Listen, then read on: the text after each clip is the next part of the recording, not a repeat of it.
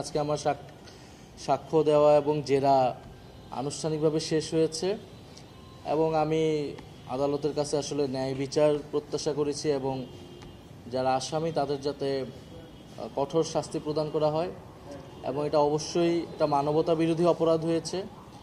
শুধু বাংলাদেশের ইতিহাসে না, পৃথিবীর ইতিহাসে এই অপরাধ, এই মানবতা বিরোধী অপরাধ গণহত্যার ইতিহাসে লেখা হয়ে থাকবে। এবং এই মামলায় এখন পর্যন্ত এটা ব্যক্তি হিসেবে শেখ হাসিনাকে আসামি করে এই মামলা চলমান আছে বা বিচারটা হয়তো আসবে, কিন্তু আমি মনে করি যে এটা শুধু ব্যক্তির সংগঠিত অপরাধ নয়, বরং এটা রাজনৈতিক অপরাধ। ফলে দল হিসেবে আওয়ামী লীগকে বিচারের আওতায় আনা উচিত। ট্রাইব্যুনালের শেষ সুযোগ আছে, আমরা ট্রাইব্যুনালের কাছে আবেদন জানাবো।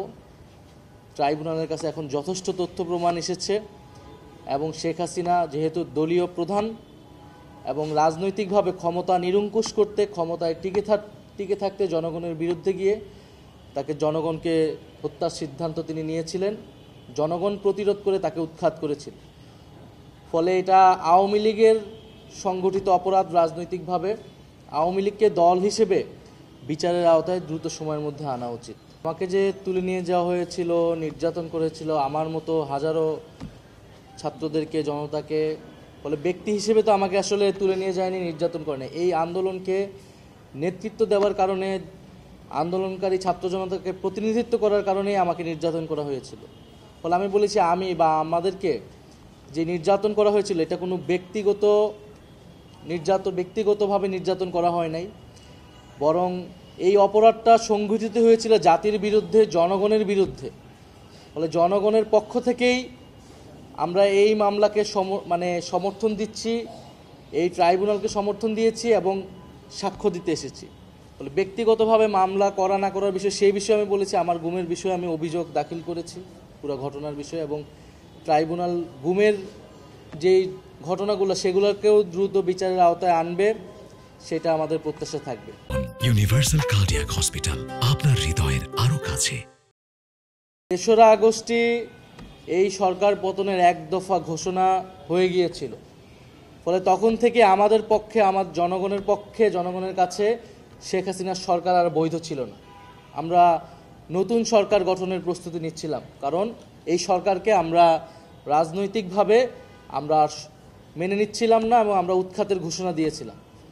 ফলে যেই সরকার সেই সময়ে জনগণের বিরুদ্ধে অবস্থান নিয়েছে, নির্বিচারে গুলি চালিয়েছে এবং 16 বছর ধরে ভোটাধিকার হরণ করে, নাগরিক অধিকার হরণ করে ক্ষমতায় ছিল, শান্তিপূর্ণ জুলাই আগস্টের আন্দোলনে গুলি চালিয়েছে, হত্যাযজ্ঞ চালিয়েছে, তার বিরুদ্ধে এক দফা ঘোষণা করাটা, তাকে উৎখাত করার প্রস্তুতি নেওয়াটা বৈধ। এখানে কোনো ষড়যন্ত্রের কিছু নাই, এটা জনগণের পক্ষ থেকে বৈধ ছিল।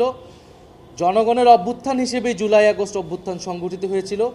এখানে কোনো দেশি বিদেশি শক্তি বা কোনো শক্তির কোনো ধরনের ইন্ধন বা কোনো কিছুই ছিল না। জনগণ স্বতঃস্ফূর্তভাবে রাজপথে নেমে এসেছিল, জীবন দিয়ে প্রতিরোধ করে এই সফলতা নিয়ে এসে, এবং শেখ হাসিনা সহ অন্যরা জনগণ এবং বিচারের মুখোমুখি হতে ভয় পেয়ে তারা দেশ ত্যাগ করেছে, দেশ থেকে পালিয়ে যেতে বাধ্য হয়েছে। আওয়ামী লীগকে অবশ্যই দলগতভাবে বিচারের আওতায় আনতে হবে, বিচারের মধ্য দিয়েই আওয়ামী লীগের ফয়সালা করতে হবে। এটা আমরা বারবারই বলেছি। আওয়ামী লীগের এখন যে রাজনৈতিক কার্যক্রম অস্থায়ীভাবে নিষিদ্ধ করা হয়েছে, এটা কোনো স্থায়ী সমাধান না। আওয়ামী লীগকে বিচারের আওতায় এনেই তাকে যদি আমরা নিষিদ্ধ করতে পারি, এবং শুধু আওয়ামী লীগ নয়, আওয়ামী লীগের সাথে যারা ফ্যাসিবাদের দোসর ছিল তাদের সবাইকে আসলে বিচারের আওতায় এনে এর রাজনৈতিক এবং আইনগতভাবে এর সমাধান করতে হবে। তার মানে কি বলতে চাচ্ছেন এক্সিকিউটিভ অর্ডারে যে আওয়ামী লীগকে কার্যক্রম নিষিদ্ধ করা হয়েছে এটা সঠিক সিদ্ধান্ত ছিল না? এটা আমি বলেছি সঠিক সিদ্ধান্ত, এটা আমি বলছি এটা অস্থায়ী। এটা দিয়ে আওয়ামী লীগকে ট্যাকেল করা যাবে না। আওয়ামী লীগকে বিচারের আওতায় আনতে হবে দলগত হিসেবে।